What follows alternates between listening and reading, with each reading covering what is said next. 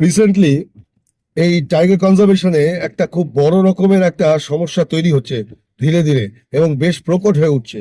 যেমন ভারতবর্ষে বাঘের সংখ্যা কিন্তু লাস্ট কয়েক বছরে অনেক বেড়েছে, যদিও মধ্যপ্রদেশে বা মহারাষ্ট্রে বিশেষ করে এদিকে বান্ধবগড় এদিকে কানহাতে প্রচুর বাঘ মারাও গেছে এই ভাইরাসে, অসুখে।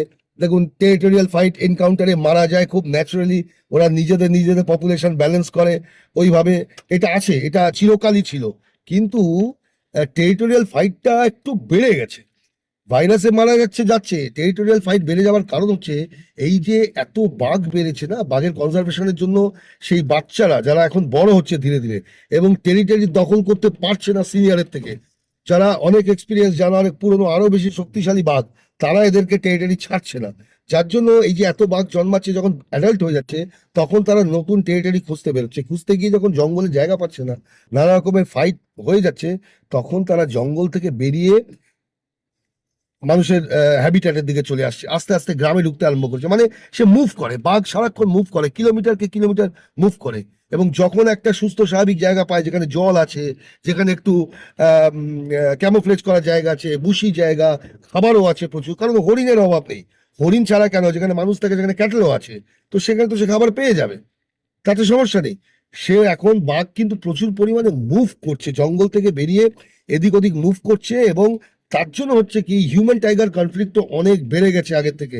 যেমন আমরা জানতাম সুন্দরবনের বাঘ ন্যাচারাল ভাবে শয়ে শয়ে বছর ধরে মানুষ খেয়ে অভ্যস্ত, তাই তার ফুড চেনে মানুষ ঢুকে গেছে, জঙ্গলে মানুষ ঢুকলে মানুষ ছাড়ে না, খেয়ে নেয় মেরে। কিন্তু এইসব জঙ্গলে জানতাম বাঘ ম্যানিটার নয়, এবং ডেফিনেটলি ম্যানিটার নয়।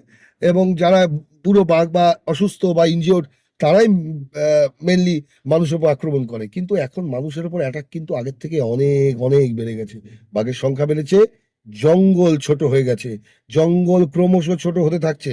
তাই জন্য ফরেস্ট ডিপার্টমেন্টের লোকজন করছেও, গভর্নমেন্টও এই নিয়ে দেখছে, দেখছে না তাই নয়, বাট অ্যাকিউটলি দেখতে হবে, আরো কুইক দেখতে হবে, যে প্রত্যেকটা জঙ্গল থেকে আরেকটা জঙ্গলে বাঘ মুভ করার জন্য করিডোর পায়।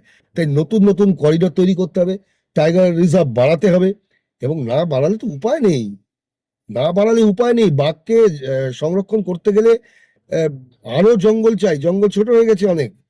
তো এই জিনিসটা নিয়ে সমস্ত স্টেটেরই ভাবা উচিত, ভাবনা চিন্তা চলছে, আরো অ্যাকিউটলি ভাবতে হবে।